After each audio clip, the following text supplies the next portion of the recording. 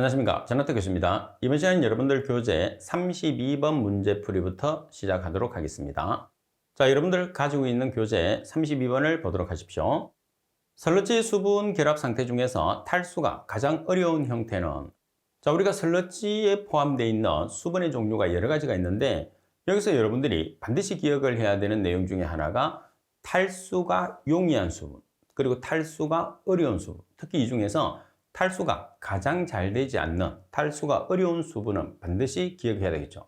자, 슬러지에 있는 수분 중에서는 슬러지를 구성하고 있는 세포가 있겠죠. 그래서 세포 안에, 내부에 들어있는 물이 가장 탈수가 어렵겠죠. 우리 몸에서도 마찬가지. 세포 안에 들어있는 물이 가장 탈수가 어렵거든요. 그래서 탈수가 가장 어려운 물은 세포 내부에 포함되어 있는 물이기 때문에 내부수가 됩니다. 자, 반면에 가장 쉽게 탈수가 되는 물은 모간결합수라고 그래요. 그래서 두 가지 정도만 기억을 해주시면 되겠죠. 자, 따라서 32번의 정답은 라번의 내부수가 정답이 돼요. 자, 그리고 33번 문제를 보겠습니다.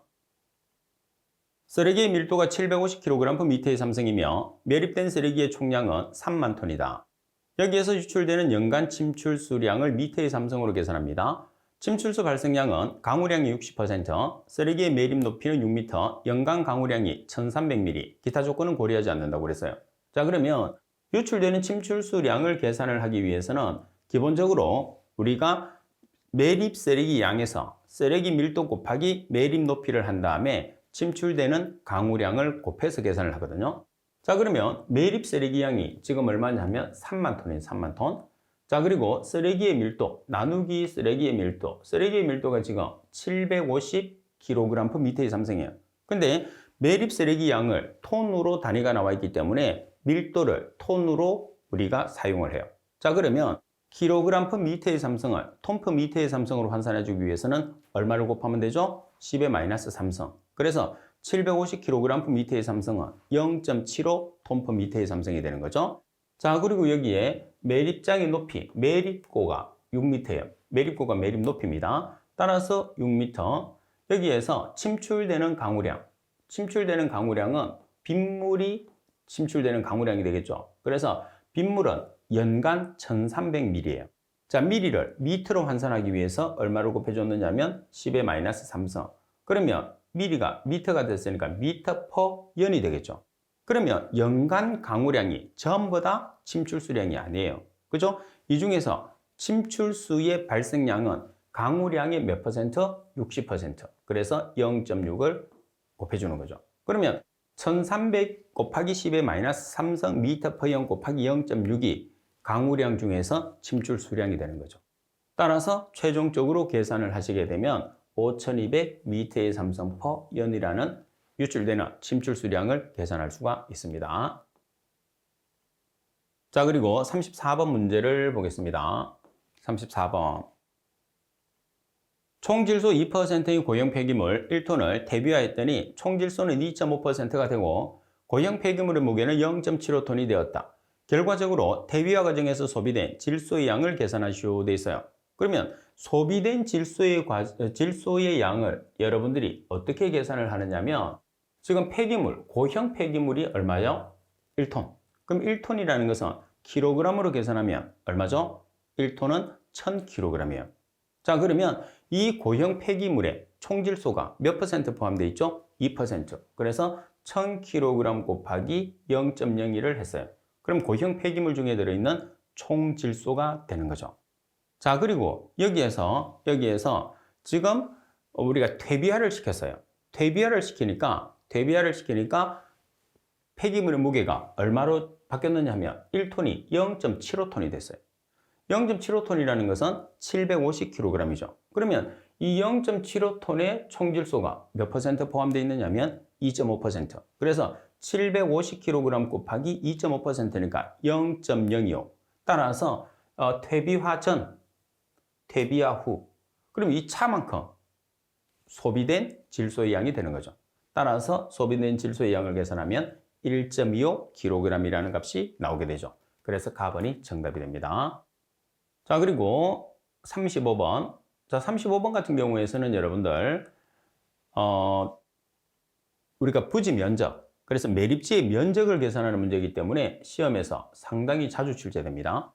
쓰레기 발생량이 1000톤/데이, 그리고 밀도가 0.5톤/m의 삼성이며 트렌치법이라는 게 도량형 공법이죠. 매립할 계획이다.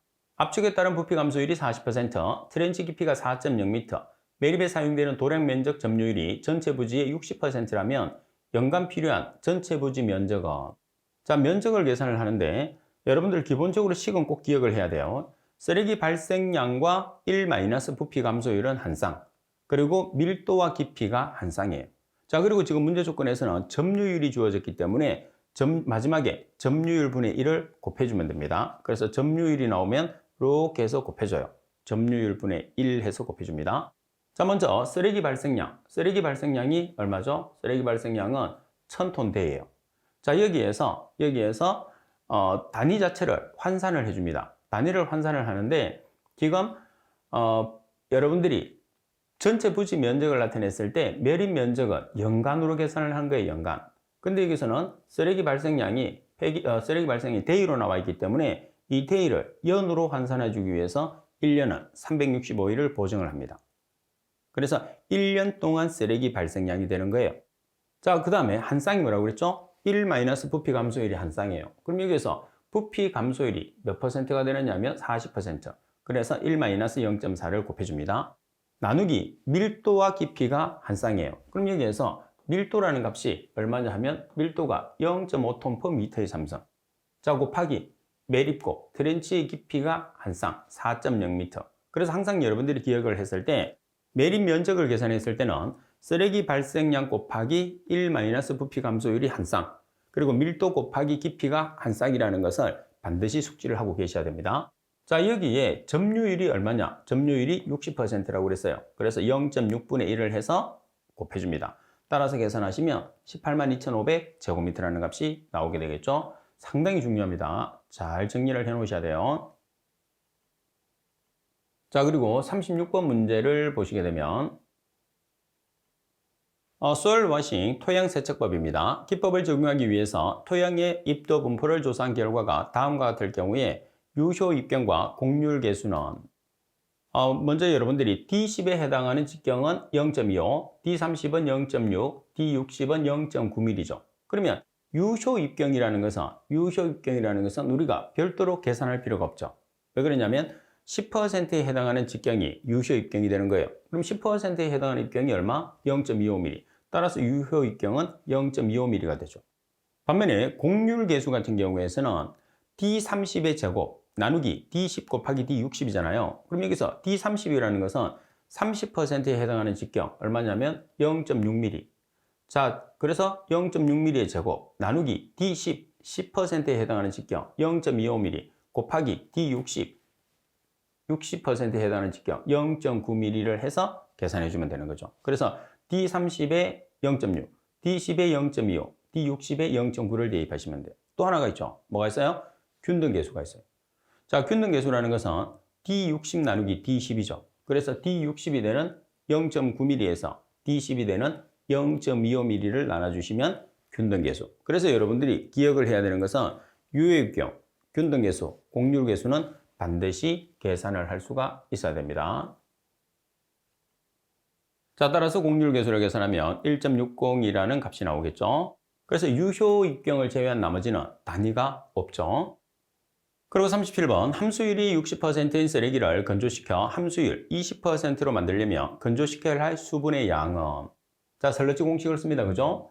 자, 지금 건조를 시켜서 제거를 해요. 그러면 함수율이 60%라고 하면 P1이 되는 거죠. 그리고 20%로 만든다고 그랬으니까 P2가 되는 거예요. 자, 그러면 여기서 W1이라는 것은 어디 있어요? 문제 조건이 없는데? 자, 단위를 잘 보시면 우리가 건조시켜야 하는 수분의 양을 계산하는데 kg per 톤이잖아요. 여기서 톤이 의미하는 게 뭐죠? 폐기물 양이에요. 폐기물 1톤에 해당하는 건조시켜야 되는 수분량. 그러니까 우리가 처리하는 폐기물이 1톤이 기준이라는 뜻입니다. 단서에서 안 주어지는 경우에서는. 그래서 1톤, 톤이라는 게 W1이 되는 거예요. 자, 그럼 1톤은 1000kg이죠. 따라서 W1 자리에 1000kg, P1 자리에 60%, P2 자리에 20%, 따라서 W2를 계산하면 500kg이 됐어요. 그러면 건조시켜야 되는 수분량, 제거하기 위해서 제거된 수분량, 그럼 수분량은 W1에서 처리 전에 W1에서 처리 후에 W2의 값을 빼주면 수분량이 되는 거죠. 따라서 500kg에 우리가 제거해야 되는 또는 건조시켜야 할 수분량이 나오는 거죠. 자, 그리고 38번 문제를 보시게 되면 열분해와 운전인자에 대한 설명으로 틀린 것은, 일단 열분해라는 것은 소각과 다르죠. 소각은 산소를 이용하는 발열 반응, 그리고 열분해는 산소를 이용하지 않는 흡열 반응을 통해서 연료를 생산해내는 과정이라고 그랬어요. 그러면 열분해는 무산소 상태에서 일어나는 반응이며 필요한 에너지를 외부에서 공급해 주어야 한다. 답은 열분해 가스 중에서 CO, H2, CH4 등의 생성률은 열 공급 속도가 커짐에 따라서 증가한다. 답은 열분해 반응에서 열 공급 속도가 커짐에 따라서 유기성 액체와 수분, 그리고 차르라는 게 탄화물입니다. 탄화물의 생성량은 감소한다. 답은 산소가 일부 존재하는 조건에서 열분해가 진행되면 CO2의 생성량이 최대가 된다고 그랬어요. 자, CO2라는 것은 연료가 아니죠. 가연 물질이 아니에요. 그러니까 CO2의 생성량이 어때요? 최소. 대신에 연료가 되는 수소의 생성량이 최대. 이렇게 표현이 돼야 됩니다. 따라서 라번이 잘못됐어요. 자, 그리고 39번 문제를 보겠습니다. 다음과 같은 특성을 가진 침출수의 처리에 가장 효율적인 처리 공정은, 침출수의 특성은 COD라는 것은 남분해성 미생물을 이용해서 분해가 잘 안 되는 남분해성 유기물이에요. 반면에 TOC라는 것은 총 유기탄소량, 유기물 중에 있는 탄소의 총량입니다. 그리고 BOD라는 것은 미생물에 의해서 분해가 가능한 유기물, 그래서 저분자성 유기물, COD는 고분자성 유기물 또는 남분해성 유기물 이렇게 얘기하죠. 자, COD 나누기 TOC가 2.0보다 작고 BOD 나누기 COD가 0.1보다 작고 매립 연한이 좀 오래됐죠. 10년 이상. 자, 그리고 COD가 500mg/L 이하인 경우에 가장 처리가 용이한 방법은 이렇게 묻는 거죠. 그래서 여러분들은 이 침출수의 특성에 따라서 처리 방법을 그냥 외워놓고 문제를 풀어주셔야 돼요. 활성탄입니다. 활성탄이라는 것은 hợp착이죠. hợp착제. 그래서 hợp착법을 이용해서 처리하는 조건이 됩니다. 자, 그리고 40번 문제를 보겠습니다. 설계 확률 강우 강도를 계산할 때 적용되지 않는 공식은, 자, 여기서 여러분들이 라번에 보시면 맨닝형이라고 있거든요. 그래서 이 맨닝 공식이라는 것은 우리가 수질에서 사용하는 공식인데 주로 뭐를 계산하느냐면 유속을 계산하는 식이에요. 그래서 맨닝이라는 사람이 유속을 계산하기 위해서 만들어 놓은 식이죠. 주로 이제 수질 중에서도 상하수에 우리가 이제 우리가 그 배관을 설계하잖아요. 그 관 자체 내에서 유속의 속도를, 이제 물의 속도를 우리가 유속이라고 하는데 그 유속을 설계할 때 사용하는 식이 맨닝 공식이에요. 따라서 라번이 정답입니다. 자, 그리고 41번 문제를 보면 고형 폐기물의 중량 조성이 탄소가 72%, 수소가 6%, O가 8%, S가 2%, 수분이 12%일 때 저위 발열량은 얼마냐고 그랬어요. 자, 그리고 단위 질량당 탄소가 8,100, 수소가 34,250, S가 2,250이에요. 그러면 우리가 저위 발열량을 계산하려고 하면 저위 발열량은 고위 발열량 마이너스 600 9H 플러스 W를 쓰는 거죠. 그러면 여기에서 자, H라는 값은 지금 문제 조건에서 6%니까 0.06을 대입하시면 되고, 그리고 W라는 수분은 12%니까 0.12를 대입하시면 돼요. 근데 이제 문제가 뭐예요? HH라는 고위 발열량이 없어요. 그러면 HH라는 고위 발열량은 뒤론 공식에 의해서 고위 발열량을 계산할 수 있죠. 8100C 플러스, 자, 여기서 주어지는 개수를 그대로 쓰겠습니다. 우리는 34,000을 주로 썼는데 34,250 H-8분의 5 플러스, 그리고 우리는 2,500을 썼죠. 근데 여기서는 지금 2,250이 주어졌기 때문에 2,250을 쓰는 거죠. 그러면 여기서 여러분들이 탄소 자리에 72%니까 0.72. 자, 그리고 수소 자리에 지금 6%니까 0.06. 그리고 산소 자리에 8%니까 0.08. 그리고 S 자리에 2%니까 0.02. 그럼 값이 나오겠죠. 이 나온 값을 나온 값을 여기다가 대입하시면 돼요. 그러면은 최종적으로 저위 발열량을 계산할 수 있는 거죠. 그래서 항상 여러분들이 생각하는 것은 듀론 공식을 이용해서 고위 발열량을 계산을 해야 됩니다. 듀론 공식은 저위 발열량 계산하는 식이 아니에요. 따라서 고위 발열량을 계산한 다음에 수분의 정발 잡례를 빼줘서 저위 발열량으로 전환시킨다. 이렇게 여러분들이 꼭 정리를 해 두셔야 돼요. 자, 그래서 풀이를 보시면 쉽게 이해할 수 있어요. 자, 그리고 듀론 공식 같은 경우에서는 두 가지가 있는데 지금은 열량이 주어졌기 때문에 제가 열량 주어진 식으로 썼는데 실제로 우리가 제일 많이 쓰는 1번식으로 사용을 해서 문제를 풀어도 크게 관계는 없어요. 근데 이제 실기 같은 경우에서는 지금 문제처럼 열량이 주어지게 되면 그 열량을 그대로 사용해서 문제를 풀면 되겠죠. 그래서 열량이 안 주어져 있으면 1번식을 기준으로 해서 고위 발열량을 계산하시면 됩니다. 두 가지를 같이 사용합니다. 자, 그리고 42번 유동층 소각로 방식에 대한 설명으로 틀린 것은 자, 유동층 소각로 같은 경우에서는 연소 온도가 낮기 때문에 질소산화물이 적게 발생하죠. 자, 그리고 우리가 소각로가 작기 때문에 반드시 파쇄 등의 전처리를 해서 주입을 해야 됩니다. 답은 반응 시간이 빨라서 소각 시간이 짧다. 반응 시간이 빨라서 소각 시간이 짧아요. 자, 그 다음에 장치가 작다는 소리는 우리가 간단하다는 소리겠죠. 그러면 기계적인 구동 부분이 작아서 고장률이 낮다. 간단하기 때문에. 그리고 폐기물의 투입이나 유동화를 위해서 파쇄가 필요하죠. 파쇄 등의 전처리가 필요하고 그리고 가스 온도가 낮고 과잉 공기량이 적어서 질소산화물도 적게 배출하죠. 그래서 화격자 소각로라는 도시 폐기물을 주로 소각하는 직접 불꽃을 이용해서 소각하는 화격자 소각로에서 질소산화물이 많이 배출되거든요. 그래서 질소산화물을 줄이기 위해서 만들어 놓은 장치가 유동층 소각로라고 보시면 됩니다. 자, 따라서 4번이 정답이 되겠죠. 자, 그리고 43번 문제를 보시게 되면 플라스틱의 폐기물의 소각 및 열분해에 대한 설명으로 옳지 않은 것은 가번의 감압정류법은 황해 함량이 낮은 저유황유를 회수할 수 있다. 다음에 멜라민 수지를 불완전 연소하면 HCn과 NH3가 생성된다. 자, 그리고 답은 열분해에서 생성된 모노머는 발화성이 크며 생성가스의 연소성도 크다. 답은 고온 열분해에서 차르 및 액체 상태의 연료가 많이 생성된다. 여기서 차르라는 것은 탄화물을 뜻합니다. 자, 일반적으로 우리가 열분해는 고온 열분해법이 있고 저온 열분해법이 있죠. 자, 쉽게 생각해서 저온 열분해법은 1000도씨를 기준해서 1000도씨 이하, 그리고 고온 열분해법은 1000도씨 이상. 그러면 저온 열분해에서는 고체나 액체 연료가 생산되고 그리고 고온 열분해에서는 기체 연료가 생산된다고 생각을 해주시면 돼요. 자, 따라서 타르나 차르, 액체 연료 같은 경우에서는 고온이 아니고 저온 열분해에서 주로 발생하고 고온 열분해에서는 말씀드린 것처럼 주로 기체 연료가 발생하겠죠. 따라서 라번이 정답. 자, 그리고 44번에 보시게 되면 일반적으로 연소 과정에서 매연 발생이 최대로 되는 온도는 자, 이 내용은 여러분들이 잘 암기를 해야 됩니다. 매연 발생이 가장 많은 온도라는 거죠. 그래서 매연 발생이 가장 많은 온도는 불완전 연소가 되는 온도인데 그 중에서 400에서 550도씨 정도에서 가장 많이 배출되죠. 그러면 400에서 550도씨 정도, 요거는 범위를 우리가 꼭 기억을 해 주셔야 됩니다. 시험에서도 좀 출제 빈도가 높은 편이에요.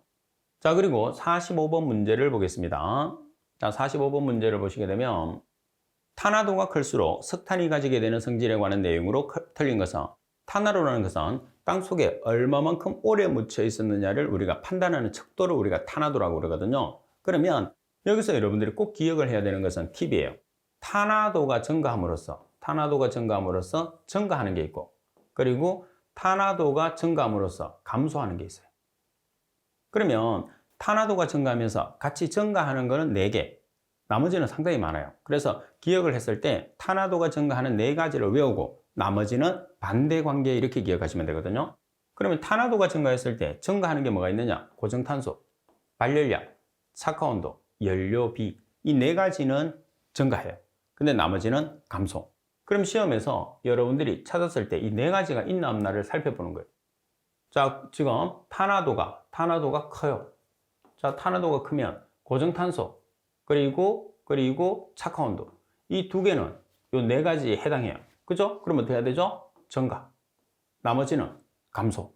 그런데 휘발유는 감소, 연소 속도는 감소가 돼야 되죠. 그래서 정답.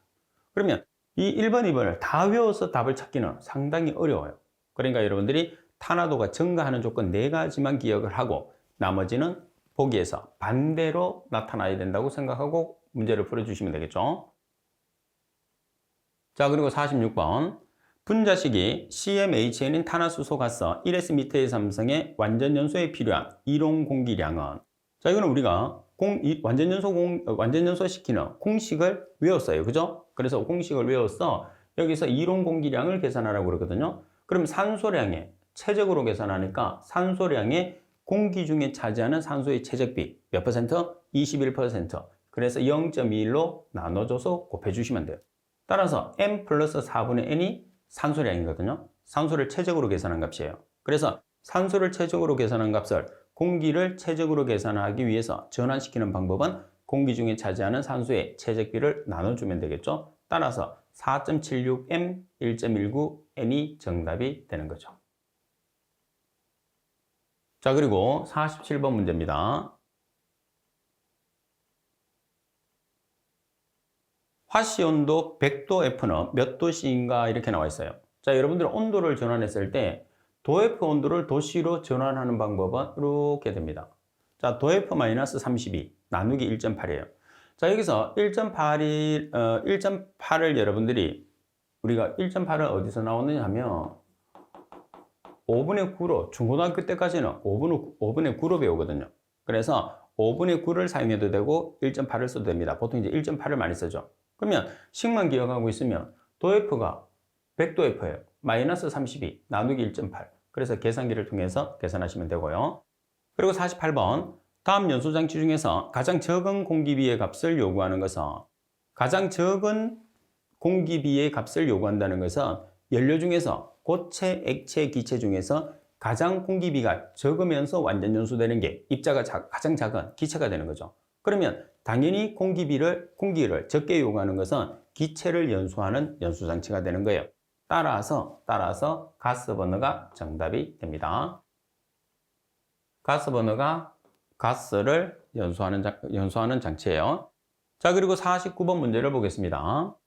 저위 발열량이 8000kcal/s의 삼성이 가스 연료의 이론 연소 온도는, 이론 연소 가스량이 10s의 삼성 per-s의 삼성, 그리고 연료 가스의 평균 정합 비율이 0.35kcal/s의 삼성 도씨, 기준 온도가 실온 15도씨, 그리고 지금 공기는 예열되지 않으며 연소 가스는 해리되지 않는다고 그랬어요.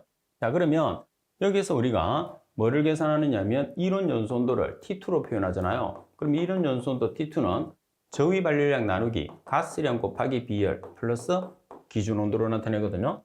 그러면 여기에서 저위 발열량이라는 HL이 8000kcal/s의 삼성이 이렇게 대입하는 거죠. 자, 그리고 G라는 가스량이 10s의 삼성 per-s의 삼성, 그리고 비열이 0.35kcal/s의 삼성 도씨, 그리고 기준 온도가 지금 15도씨. 자, 이렇게 해서 여러분들이 계산을 하면 바로 값이 나오게 돼요. 그죠? 자, 따라서 값을 계산을 해보면 이렇게 나오죠. 2300.71도씨, 약 2300도씨가 나옵니다. 자, 그리고 50번 문제를 보시게 되면 열분의 공정에 대한 설명으로 옳지 않은 것은, 자, 열분의 공정도 상당히 자주 나오죠. 배기가스량이 적다. 맞습니다. 환원성 분위기를 유지할 수 있어서 삼가크롬이 육가크롬으로 변화되지 않는 장점이 있죠.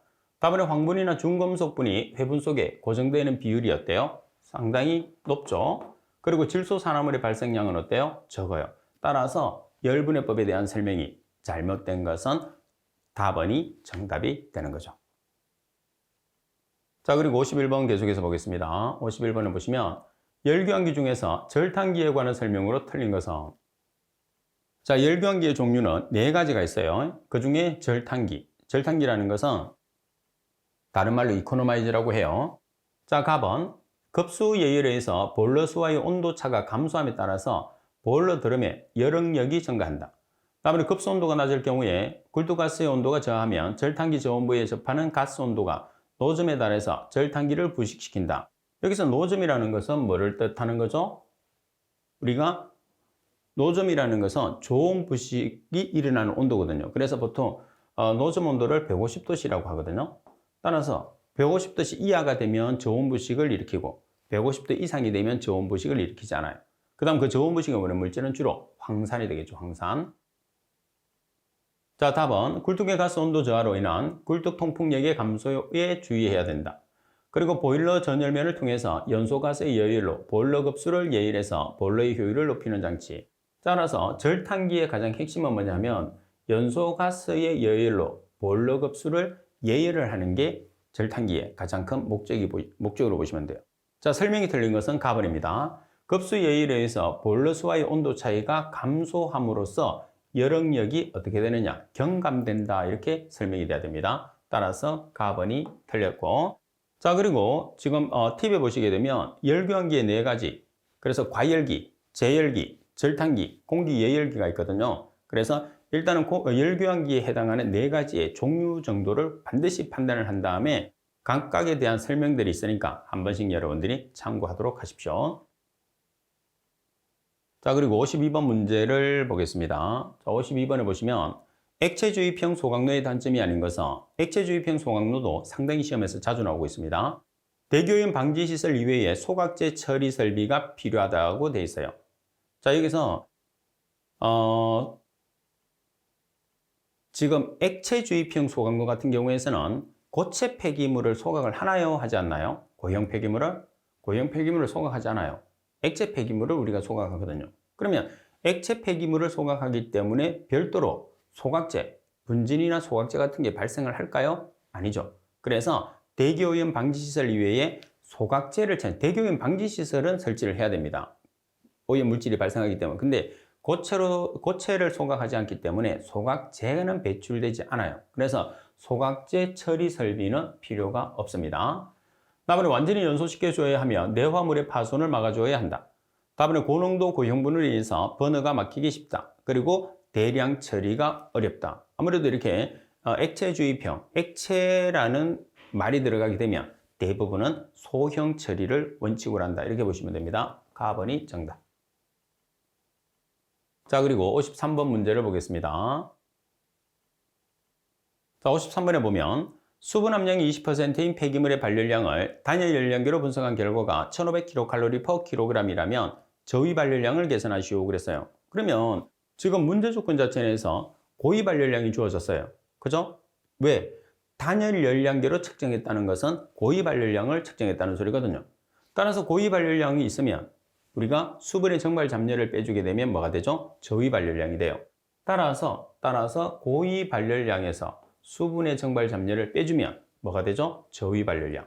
그리고 말씀드린 것처럼 고위 발열량이라는 말이 없더라도 단열 열량계로 우리가 측정을 했다는 말이 나와 있으면 무조건 고위 발열량을 측정했다는 뜻입니다. 따라서 고위 발열량 1500kcal/kg 마이너스 600 9H 플러스 W인데 여기서 H가 없어요. 그러면 9H 생략. 그리고 W 수분이 20%예요. 그러면 W 자리에 0.2를 대입하시면 되겠죠. 따라서 계산하시면 1380kcal/kg이라는 저위 발열량을 계산할 수가 있어요. 그래서 문제에서는 단서에 따라서 문제를 풀어주셔야 됩니다. 그리고 54번 폐기물의 저위 발열량을 폐기물 3성분 조성비를 바탕으로 추정했을 때 세 가지 성분에 포함되지 않는 것은 우리가 폐기물 3성분 또는 연료의 3성분이라고 하면 탈 수 있는 성분이 가연분이에요. 가연분, 수분, 회분 이렇게 우리가 나타내는 거죠. 따라서 해당하지 않는 것은 휘발분은 해당하지 않습니다. 자, 그리고 여러분들 55번 문제를 보겠습니다.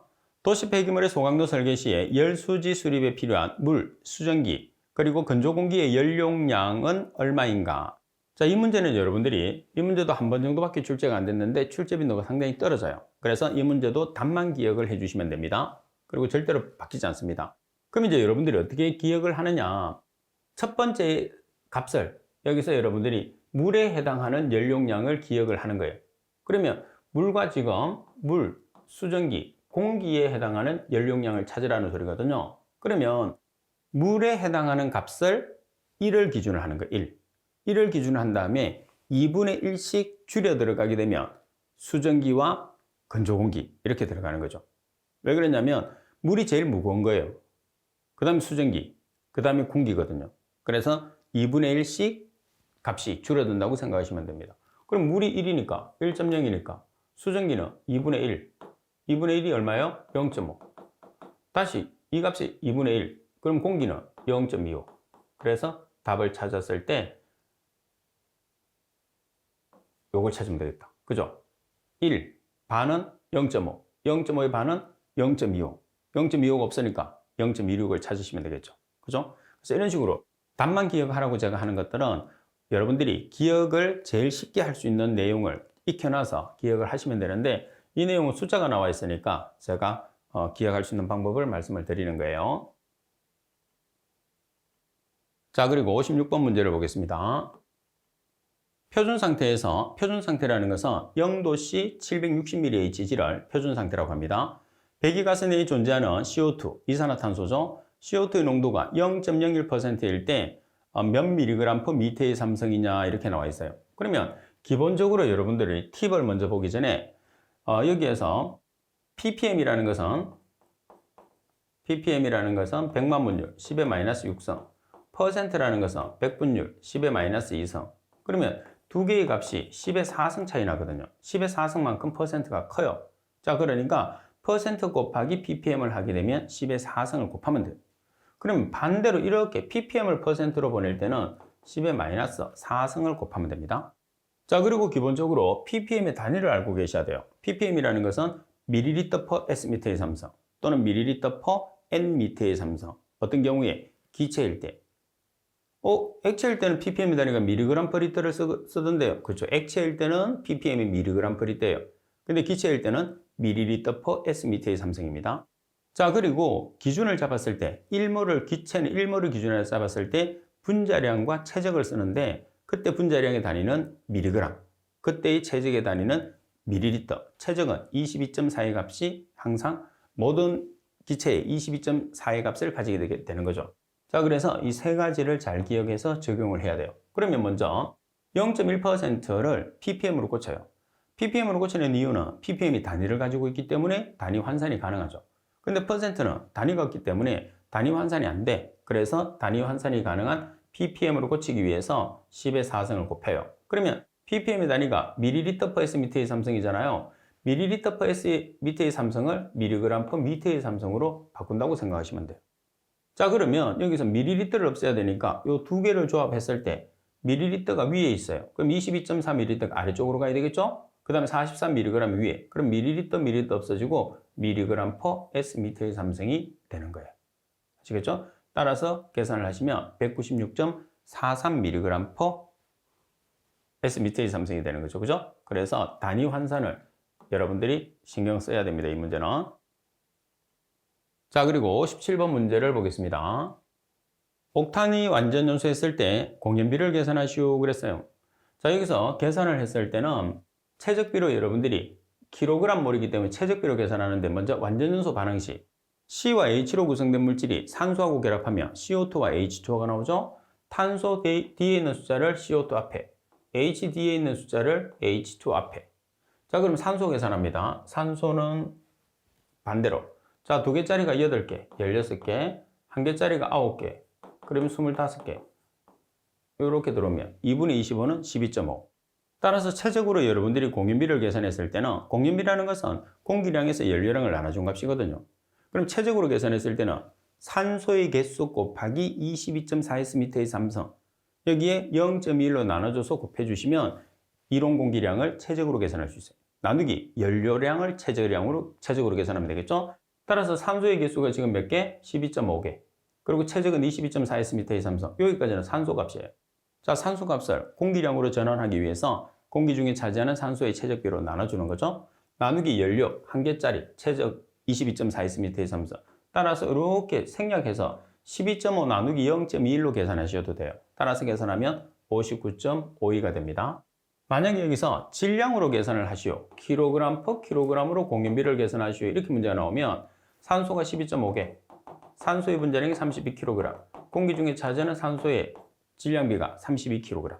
그 다음 옥탄의 분자량이, 옥탄을 계산해보면 분자량이 12짜리가 8개, 그리고 H 일자리가 18개, 114거든요. 그래서 114kg. 이렇게 하면 15.12. 따라서 체적으로 계산하면 59.52, 질량으로 계산하면 15.12라는 공인비를 계산할 수가 있습니다. 자, 그리고 58번 문제를 보겠습니다.